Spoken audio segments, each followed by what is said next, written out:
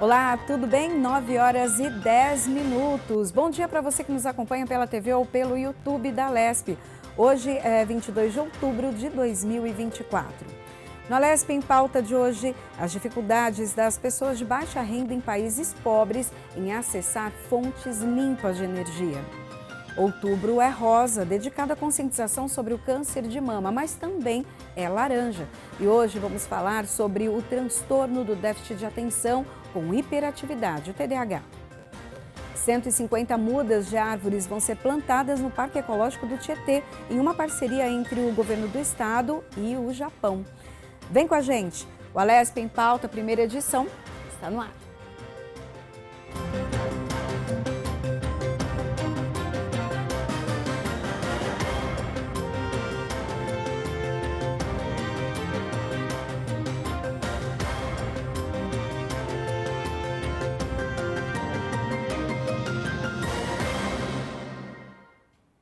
Abrimos essa edição do Alesp em Pauta falando sobre o trabalho dos deputados e deputadas no dia de hoje aqui na Alesp.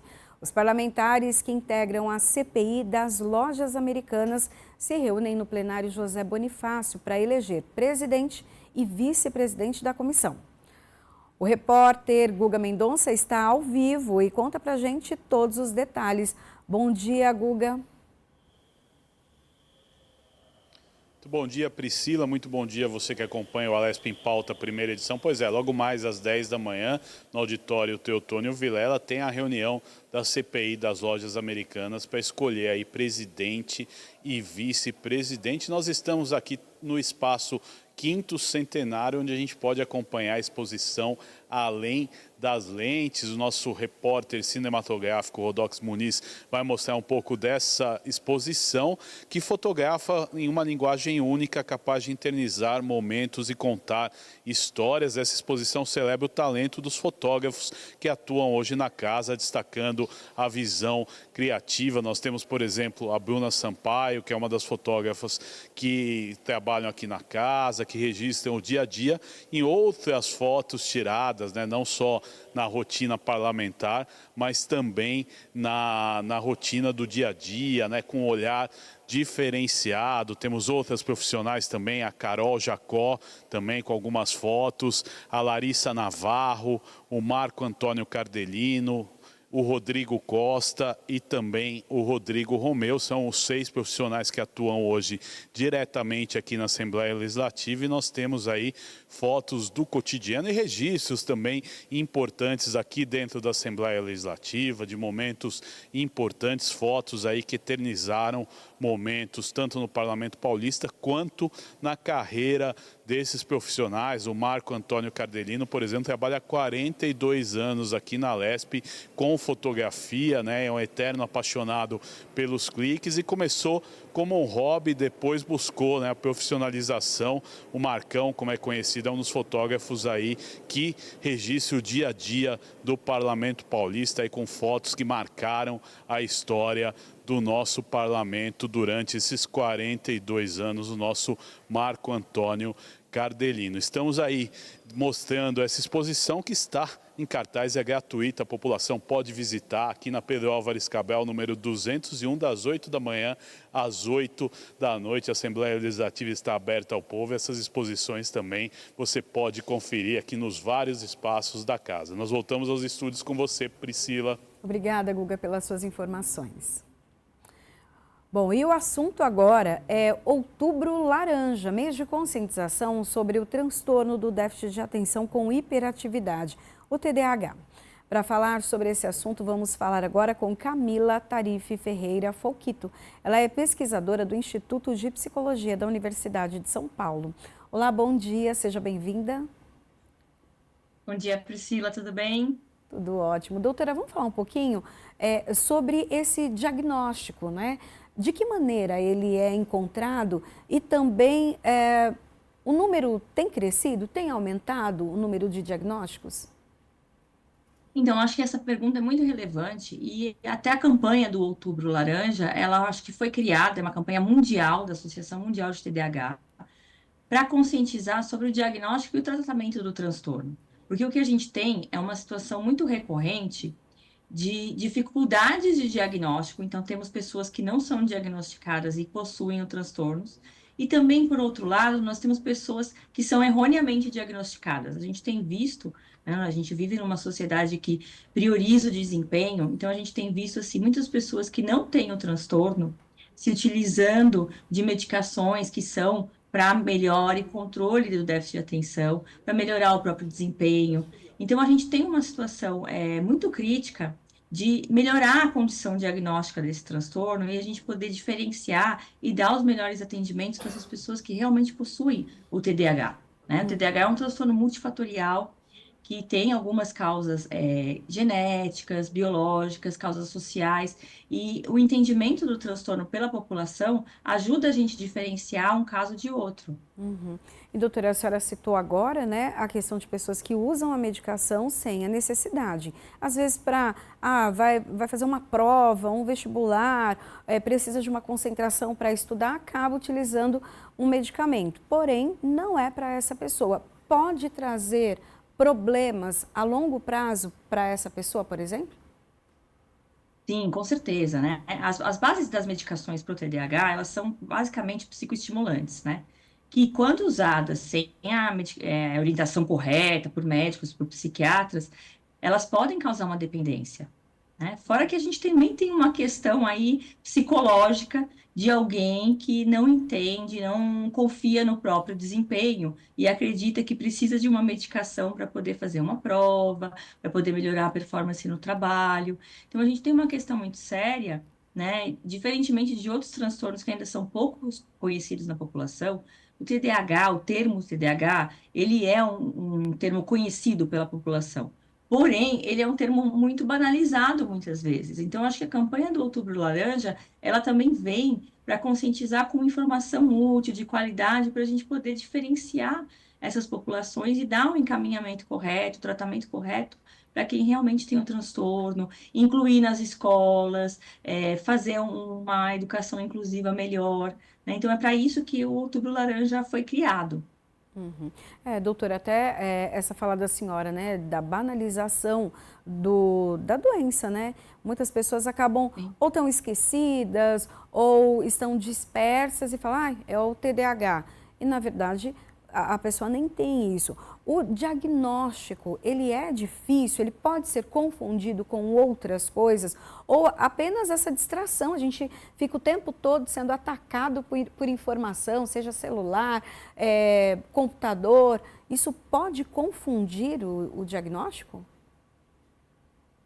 Olha, eu acho que o diagnóstico não é difícil, tá? Mas eu acho que ele é um diagnóstico multifatorial. O que que isso significa? Para você ter um diagnóstico de TDAH, você tem que ter uma combinação de fatores e também de profissionais que avaliem esse paciente. Então, geralmente, médicos, psiquiatras, neurologistas, psicólogos, neuropsicólogos, fonoaudiólogos, que façam um levantamento da explicação dos sintomas. Porque o que a gente tem, né? Basicamente, o TDAH tem sintomas de agitação, da hiperatividade e sintomas de desatenção, que são muito comuns na população em geral e que podem ocorrer em pessoas em diferentes momentos da vida por diferentes situações. Então, a gente vive o mundo moderno é muito acelerado, é cheio de informações, tecnologia, redes sociais, multitarefas. Isso faz com que as pessoas estejam realmente perdendo o foco da atenção em algumas situações. Mas isso não necessariamente é causado por um déficit como é no caso do TDAH, né? Então, basicamente, o TDAH ele tem um déficit no que a gente chama de funções executivas, né? Que são as capacidades mentais, cerebrais, de planejar, de controle do tempo, de controle inibitório. Isso se avalia com testes neuropsicológicos, que são feitos por um psicólogo, e que podem atuar nesse diagnóstico de uma forma mais incisiva e podem diferenciar essas questões de quem tem realmente o transtorno e de uma pessoa que, na verdade, precisa de uma organização no dia a dia, uma organização na rotina, às vezes um detox digital, né? Para a gente poder diferenciar mesmo quem são os pacientes que têm esse transtorno, porque tem um déficit neuropsicológico e pessoas que estão aí no dia a dia, como todo mundo, sujeitas a toda essa agitação, a toda essa avalanche de informações e de conhecimentos que às vezes atrapalham a gente e prejudicam o nosso foco de uma forma geral. Então, esse é o grande desafio do TDAH, e é por isso que a campanha do Outubro Laranja ela é importante. Porque o TDAH, ele trabalha com sintomas, as pessoas que têm TDAH, elas têm sintomas que pessoas que não têm, da população em geral, também terão. A grande questão é a diferença de grau, né? É essa diferença da intensidade desses sintomas em quem terá o diagnóstico ou não. A escola, ela pode ajudar nesse processo até do diagnóstico? Sim, sim. Geralmente, né, a escola é o primeiro lugar onde é observado algumas questões que são importantes para encaminhamento do diagnóstico de TDAH. Então, a escola, eu acho que ela ajuda tanto no diagnóstico, como nas próprias intervenções. O que eu acho que é bastante importante dizer, e pouco conhecido ainda pela população em geral, é que o tratamento das pessoas com TDAH não se faz apenas com medicação. A medicação ela é necessária, acho que para grande maioria dos casos, se não para todos os casos de pessoas com TDAH. Porém, a gente precisa de intervenções que sejam intervenções focadas na aprendizagem, focadas no desenvolvimento dessas funções neuropsicológicas que eu mencionei, tá? Vou dizer aqui de uma forma bem simples, mas a gente pode imaginar que o nosso cérebro é como um músculo. Tá? Então, a gente tem funções que elas são trabalhadas, ensinadas e aprimoradas. Nós não nascemos com a capacidade de atenção, a capacidade de foco, de inibição de comportamentos já desenvolvida. Ela é desenvolvida ao longo do tempo, com treino, com foco. Ao mesmo tempo, ela pode ser mal desenvolvida, que é o que a gente estava comentando agora há pouco, sobre a questão da modernidade, desse excesso de informações que atrapalha o nosso foco. Então, esse treino mental, essa organização que trabalha o foco, a noção do tempo, a organização das tarefas, as rotinas diárias, elas são muito importantes de serem realizadas na escola. E a escola também é um lugar muito importante para encaminhamento das crianças que têm esse diagnóstico, porque às vezes a família ela tem um filho, né, ou dois filhos, e tem poucas crianças da mesma idade que servem de comparação. Então, às vezes, o que acontece, que aqui no meu consultório, por exemplo, os pais às vezes acham que a criança tem um diagnóstico e ela não tem. Ou porque eles têm um excesso de preocupação e a criança está com uma desatenção normal ou uma hiperatividade que é comum para aquela faixa de desenvolvimento, porém elas não têm uma base de comparação que a escola tem quando convive e trabalha com diversas crianças. E o contrário também, às vezes os pais consideram normal uma agitação, uma falta de atenção, que não é. Então a escola, quando ela tem ali um ambiente que ela exige, né, um foco, um desempenho para as atividades cotidianas, um parar para se concentrar. É ali onde surgem assim as primeiras dificuldades mesmo, os primeiros sintomas na infância. Inclusive tem adultos que não foram diagnosticados com TDAH quando crianças, mas que a gente consegue ao longo de uma anamnese, de um histórico, perceber que lá na escola já tinham problemas que eram dificuldades importantes. Né? Então, a escola é ali o lugar fundamental mesmo para a gente começar a pensar e fazer um alerta de observação diagnóstica. A senhora citou sobre a questão dos adultos também sem diagnóstico na infância. Se o filho já tem o diagnóstico fechado de TDAH, é interessante que os pais também façam a investigação. É algo genético? Provavelmente esses pais tenham também traços ou tenham o TDAH? Nem sempre, nem sempre. Eu acho que o que ocorre é o seguinte, que os estudos que tem, né, os artigos que existem sobre a questão genética do TDAH, ela existe, mas ela não é uma genética determinística. O que isso quer dizer? Que não existe um gene que determina diretamente essa transmissão de pai para filho desse transtorno. Então, você pode ter um filho com TDAH e pais que não tenham o transtorno. O que ocorre, né, é que geralmente a gente observa que se os pais têm também queixas de sintomas que atrapalham a vida diária deles, então é interessante essa investigação, porque isso acontece, isso ocorre. Inclusive porque a gente precisa, né, na verdade, melhorar o contexto de organização, de rotina diária. Então, você percebe que às vezes a criança tem um diagnóstico e os pais também têm alguma dificuldade de organização das tarefas do dia a dia, de agenda, de controle do tempo, de esquecimentos. Então, quando isso aparece, aí eu acho que é interessante também observar na família uma questão diagnóstica, mas isso não é necessariamente determinístico. Doutora, a questão até algumas pessoas necessitam da medicação, assim como a senhora comentou, outras já fazem ali a terapia com fono, psicologia, enfim. Mas o estilo de vida pode também ajudar até a diminuir ali os efeitos do TDAH, essa coisa do, né, o esquecimento, a desatenção, atividade física, alimentação, sono, fazem também parte aí de uma terapia, está dentro do pacote? Com certeza, porque é o que a gente estava comentando agora há pouco até sobre a questão das tecnologias. Então, a tecnologia, ela tem uma relação, nós estamos estabelecendo uma relação com a tecnologia que ela é um pouco dependente, ela contribui para a gente dispersar pelo excesso de informações.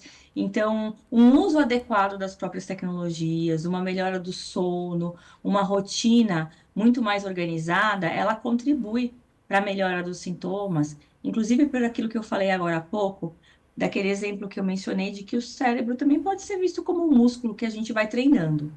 Então, nós somos seres humanos que são suscetíveis à experiência, a gente aprende com a experiência. Nós temos experiências de aprendizado e desenvolvimento que vão mudando o nosso jeito de pensar, de lidar com o mundo, nosso jeito de utilizar as nossas funções cerebrais. Então, a nossa atenção, ela não é fixa. Eu não nasço com uma cota de atenção que vai ficar ali e eu tenho essa capacidade imutável, entende? Na verdade, isso também é um treino, é um desenvolvimento. Então, as terapias psicológicas, inclusive aquelas que trabalham com jogos, com desenvolvimento das funções executivas, elas ajudam a pessoa com TDAH a melhorar esse foco. E os hábitos também, porque quando você está organizando o seu dia a dia, você está treinando a sua atenção para uma coisa que vai funcionar e que vai diminuir os impactos possíveis do TDAH na sua vida, porque o que acontece é que a pessoa que tem esse transtorno, ela sofre, porque ela quer chegar cedo num compromisso e não consegue, porque ela esquece um trabalho importante, porque é uma pessoa que estuda para uma prova e não consegue manter a atenção, embora tenha muito esforço. Então, na verdade, a própria terapêutica que a gente faz para o TDAH nos consultórios de psicologia, ela é baseada em questões do dia a dia para melhorar essa qualidade de vida do paciente mesmo. É isso que a gente acaba fazendo para ter aí um conjunto de informações e de intervenções úteis. Bom, quero agradecer, né, a conversa que eu tive aqui com a doutora Camila Tarife Ferreira Foguito, que é pesquisadora do Instituto de Psicologia da USP, falou com a gente sobre o Outubro Laranja. Então, para chamar a atenção, um mês aí sobre a questão do TDAH. Então, doutora, muito obrigada pela sua participação e também deixo um recadinho final sobre esse mês que é tão importante. Eu que agradeço, Priscila, a oportunidade de falar com as pessoas e que o Outubro Laranja continue por muitos e muitos anos para a gente poder conscientizar as pessoas.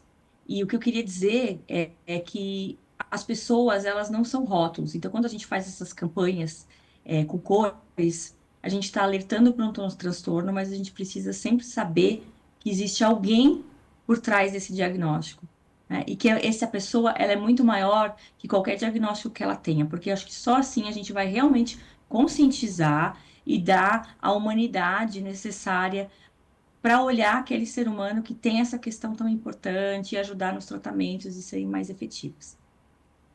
Muito obrigada e ótimo dia. Obrigada. A sua participação é muito importante para o nosso programa e, por isso, acesse as nossas redes sociais e fique por dentro de tudo que acontece no Legislativo Paulista. Antes da gente ir para o intervalo, você acompanha agora imagens de São José dos Campos, com 697 mil habitantes. A cidade é um importante centro de referência do Vale do Paraíba, na área de estudos, medicina, trabalho e serviços diversos.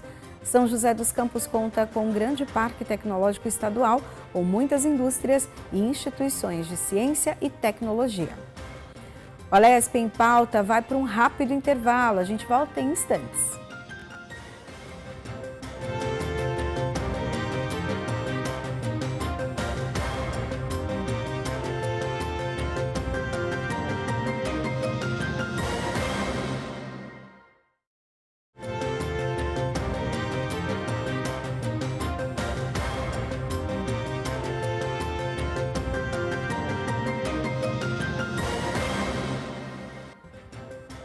Nove horas e 34 minutos. Estamos de volta com a Alesp em Pauta, primeira edição. Pessoas de baixa renda e países pobres sofrem com desigualdades no acesso a fontes de energia limpa. Para falar sobre esse assunto, nós vamos conversar agora com o professor Fernando Canepelli, da Faculdade de Zootecnia e Engenharia de Alimentos da Universidade de São Paulo, a USP. Bom dia, professor, seja bem-vindo. Bom dia, Priscila. Bom dia. Professor, conta um pouco para a gente sobre essa pesquisa. É uma pesquisa, então, bom dia, né, para os espectadores, né, da TV Alesp. É uma pesquisa que está sendo desenvolvida no Instituto de Estudos Avançados da USP esse ano, né, e ela chama Impulso Energético Sustentável, abordagem multidisciplinar para a transição energética e o cumprimento do ODS 7.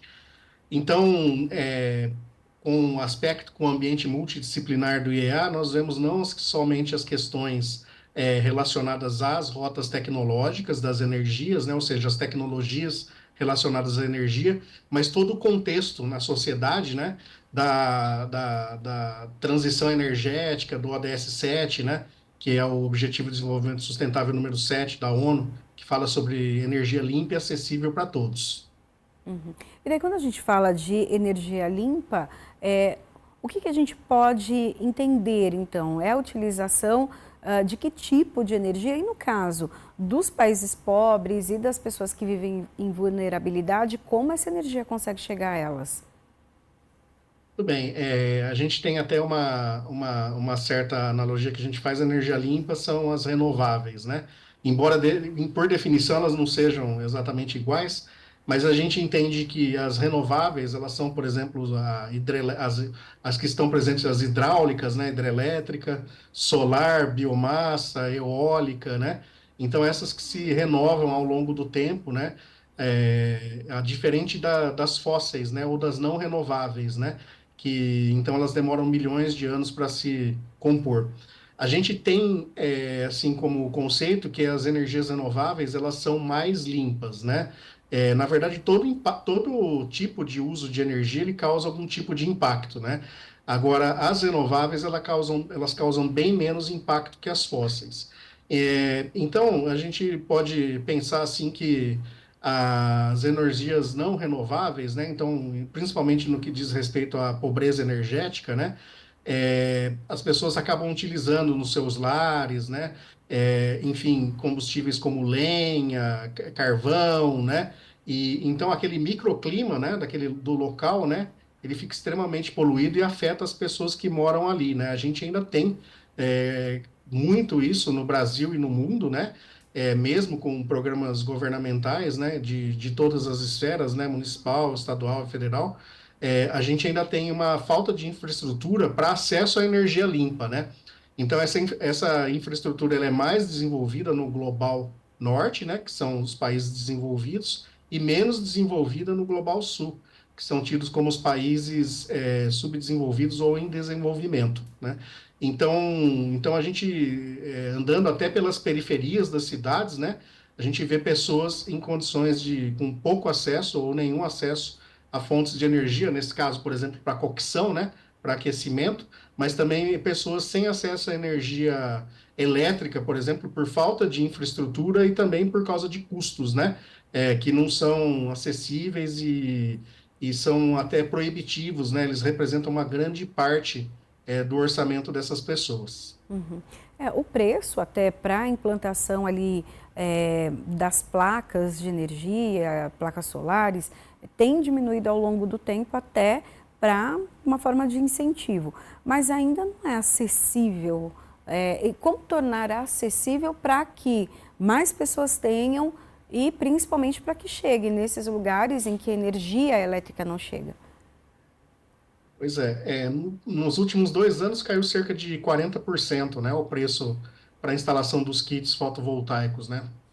Isso no que a gente está falando, então, de acesso à energia elétrica, né?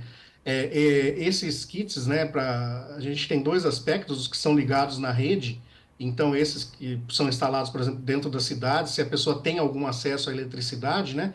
Mas ainda assim eles são muito custosos para as famílias, né? E não há um programa governamental de incentivo à instalação desses kits, né? O máximo que vai acontecer, se você faz o investimento, você tem um abatimento na sua fatura de energia, né, proporcionalmente ao que você produz. Se a gente for pensar em comunidades isoladas, e a gente não precisa ir muito longe, né, às vezes até dentro da Grande São Paulo nós temos comunidades que não têm infraestrutura de acesso à energia, por exemplo, ou no litoral sul do estado, ou Brasil afora, né, que o país é extremamente extenso. Aí nós temos comunidades que não têm o acesso à infraestrutura de energia. Aí, nesse caso, os kits são off-grid, né? Então, eles são compostos por placas solares, inversores e baterias, né? Além de outros componentes.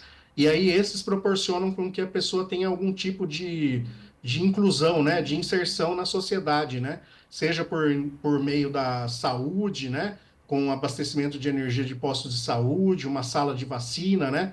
Que então se mantém a geladeira, enfim, e seja por acesso à internet, uma luz, né, que as pessoas podem conectar os computadores via satélite, né, na internet, pode ter luz, então, para poder estudar, inclusive, né, para poder saber o que está acontecendo no mundo e acompanhar, né, ter como uma vida, na medida do possível, normal em sociedade. De que maneira até o poder público pode ajudar a que as pessoas tenham mais acesso à energia limpa? Aqui na LESP, em novembro de 2022, por exemplo, a Assembleia Legislativa aprovou o Decreto Legislativo 2531, que concedeu a isenção do imposto sobre circulação para o setor de microgeradores, mini geradores e centrais de geração de energia solar. Então, até com o objetivo de incentivar, né, ajudar um pouco, pelo menos a diminuir esse valor. É um caminho? É um caminho, não tenha dúvida, né? Você abre mão de recursos, mas permite que a população faça os investimentos a um preço mais acessível e consiga, então, ter um acesso à energia, seja em comunidades isoladas, seja em lugares conectados, né? As políticas públicas, né, tanto em nível federal quanto em estadual, principalmente, né? No nível federal, a gente teve o Luz para Todos, ele ainda continua, né? Mas já num ritmo bem mais lento, né? Que levou acesso à energia para o Brasil afora, aí, né? Um programa de mais de 20 anos, né? Ainda assim, ainda tem pelo menos, acho que 1 milhão de unidades ainda sem acesso à energia, né? Que ainda esse programa precisa chegar. E isso pode se dar através das assembleias legislativas também, como essa iniciativa que você falou, né? Que foi da Alesp em relação a um imposto que é estadual, né? Que então faz com que essa é uma das ações possíveis, né? Outras ações possíveis, por exemplo, criação de políticas regionais, né? Que incentive o uso de fontes limpas, né?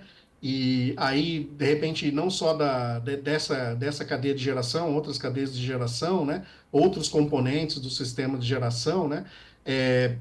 Fiscalizem, né? E executem, né? Programas de energia para populações de baixa renda, né? Então, em todas as esferas, né? E inclusive também na municipal, há possibilidades de ações que façam com que as pessoas possam ter acesso a sistemas de cocção limpo, né, que são sistemas para aquecimento, né, e evitem usar lenha, né, as pessoas mais pobres, né, lenha, carvão, e também tenham acesso à energia elétrica, podendo pagar por esse serviço, né, sem que sejam feitos gatos, ou, enfim, outras formas vamos dizer assim, que sejam não firmes de fornecimento de energia, né? Então, há muitas possibilidades de ação, inclusive das assembleias legislativas, né? De São Paulo e de outros estados.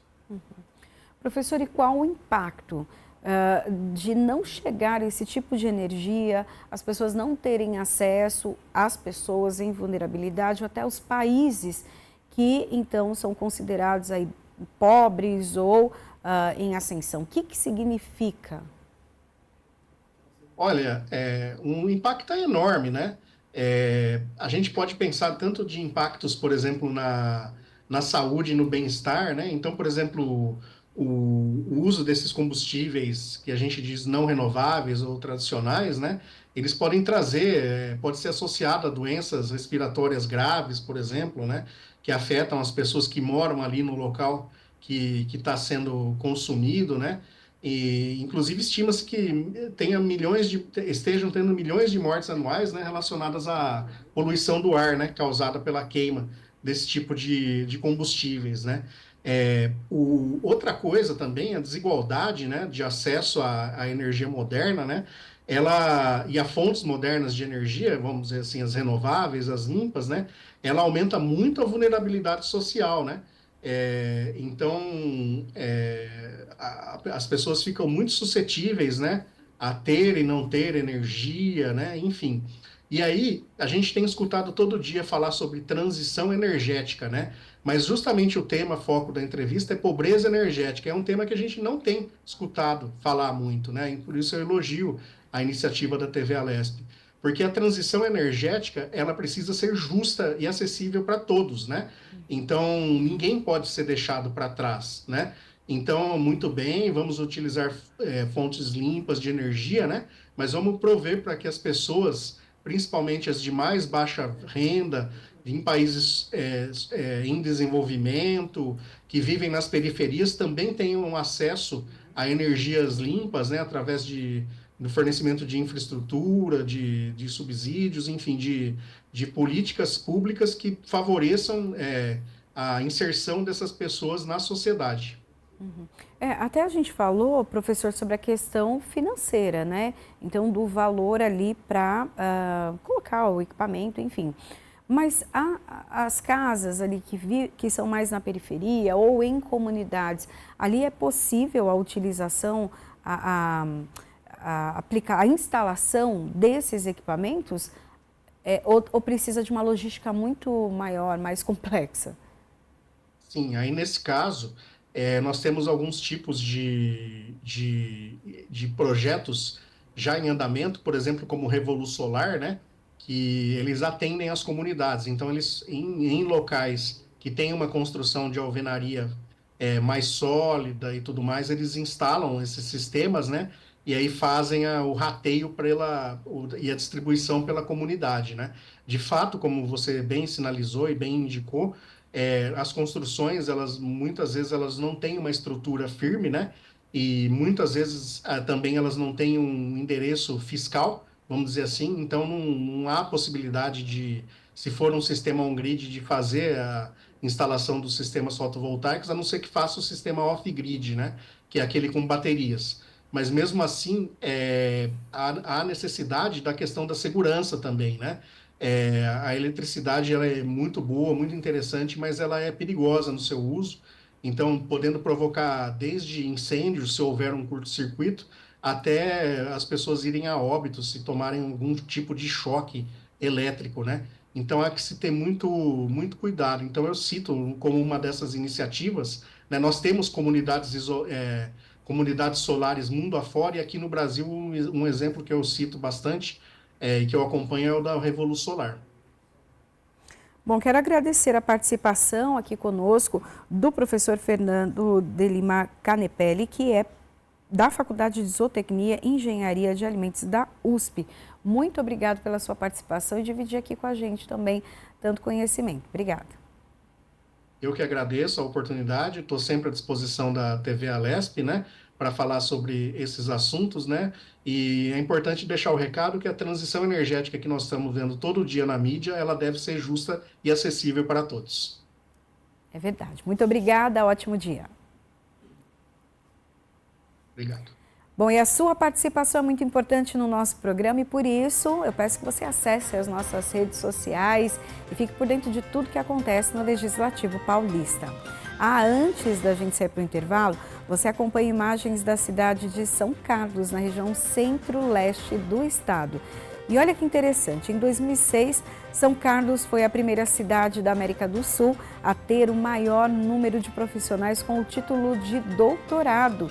Entre as universidades da região estão a Federal de São Carlos, a USP, o Instituto Federal e a FATEC. A gente vai para um rápido intervalo, volta já já.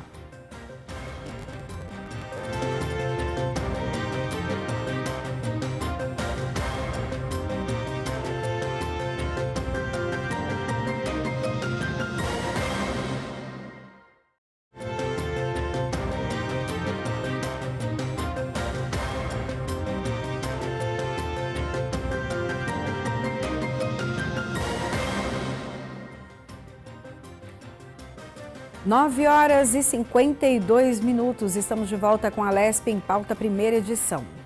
Os parques às margens do Rio Tietê ganham plantio de mudas nativas da Mata Atlântica e também cerejeiras.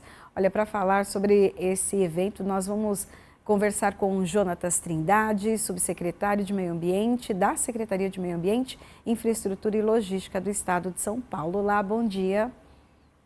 Bom dia, Priscila. Tudo bom? Tudo ótimo. Seja bem-vindo. Conta essa novidade para a gente.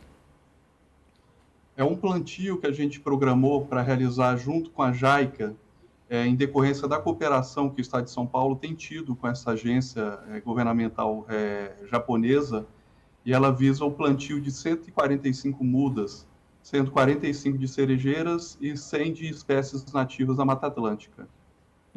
Como foram escolhidas essas espécies? Essas espécies, a cerejeira é uma árvore símbolo do Japão. Então, o Japão pediu para que fosse plantado um bosque de cerejeiras lá no parque e, ao mesmo tempo, a Secretaria externou a vontade de ter também plantadas espécies da Mata Atlântica, considerando a importância do Parque Ecológico do Tietê e esse contexto de restauração que a gente tem trabalhado nesse parque. Aí, as cerejeiras, né, tipicamente ali japonesas, são lindas, né, por sinal. Aqui no estado de São Paulo, é uma árvore que vai se adaptar bem? A gente já tem árvores dessas aqui no estado? Temos muitas dessas árvores, né? Aqui em São Paulo mesmo tem determinados períodos do ano que elas florescem, né? Elas estão adaptadas à Mata Atlântica e vai ser um plantio que a gente acredita que vai ter um sucesso, né? Seja do ponto de vista de contemplação dessas espécies quando estiverem maiores, e seja do ponto de vista de olhar para frente e entender a importância do meio ambiente, né, e da restauração para o estado de São Paulo. E como surgiu a ideia dessa parceria, né, de trazer então essas mudas, um espaço tão importante, né, São Paulo, a gente está precisando aí de mais árvores, né, até por conta dos efeitos climáticos.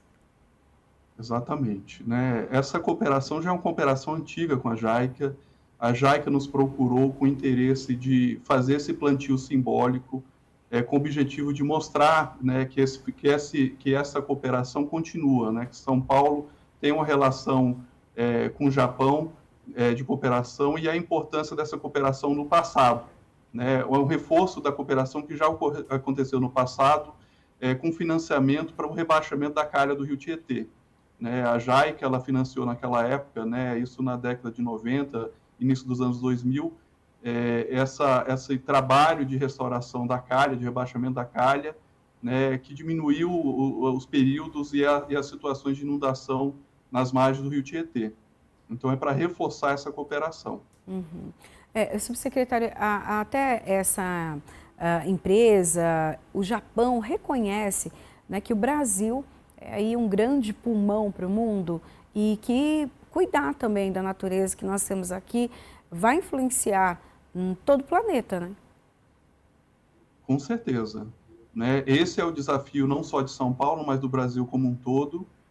São Paulo tem reforçado, por meio dos seus programas, a estratégia de restauração.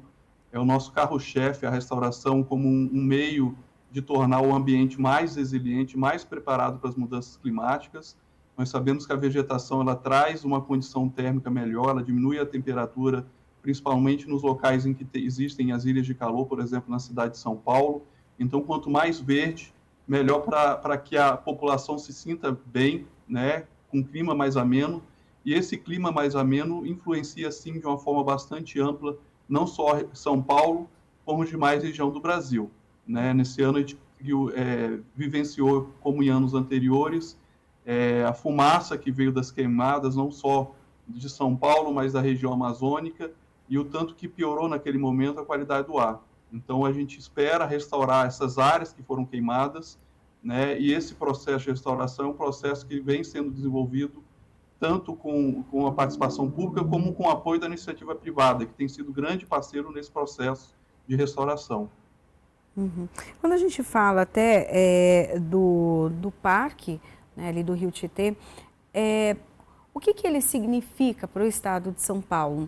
E também o que é feito na região para a preservação, até a preservação das nascentes, enfim, o que a Secretaria tem feito para cuidar desse e outros parques?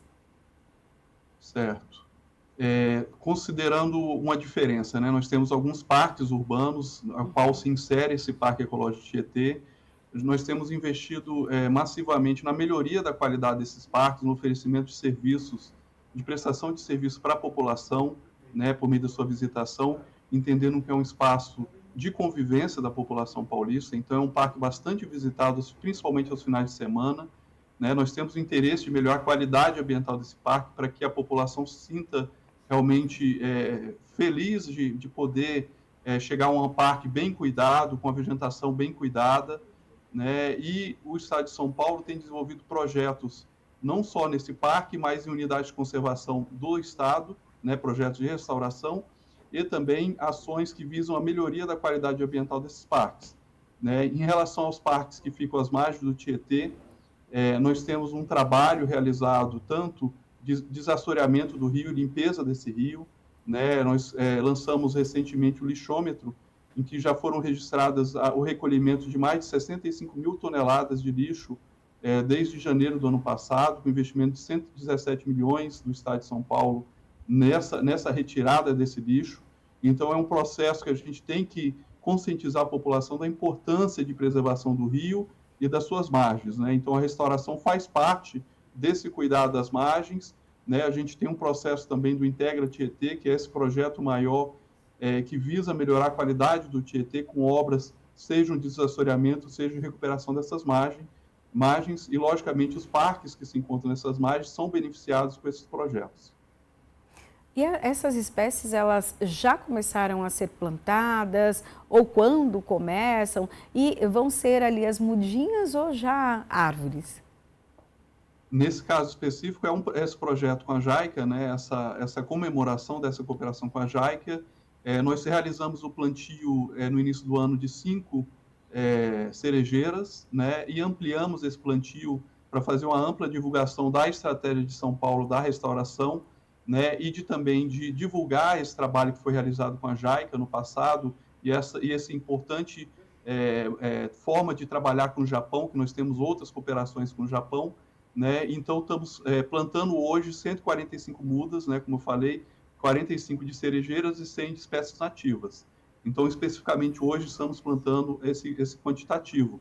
Mas nós temos realizado plantios no estado como um todo, né, e que abarcam uma área grande no estado de São Paulo, com plantios tanto em área de preservação permanente, como áreas de interesse, por exemplo, de proprietários rurais, por exemplo, a área de preservação permanente e áreas de reserva legal nessas propriedades que sejam alvo de processo de restauração, né? A gente quer melhorar a qualidade das propriedades rurais e tem feito um trabalho junto com a Secretaria de Agricultura no reforço dessa restauração como algo que vai trazer uma resiliência para esses territórios. Bom, quero agradecer a participação hoje aqui conosco de Jonatas Trindade, que é subsecretário de Meio Ambiente da Secretaria de Meio Ambiente, Infraestrutura e Logística do Estado de São Paulo. Falou com a gente sobre o plantio de árvores, então, ali às margens do Rio Tietê. Muito obrigado pela sua participação e pela ótima notícia. Obrigado, eu agradeço pelo convite, estamos sempre à disposição. Obrigada. Bom, a Alesp em Pauta, primeira edição, termina aqui. Muito obrigado pela sua companhia. Continue na programação da Rede Alesp. Até amanhã. Tchau, tchau.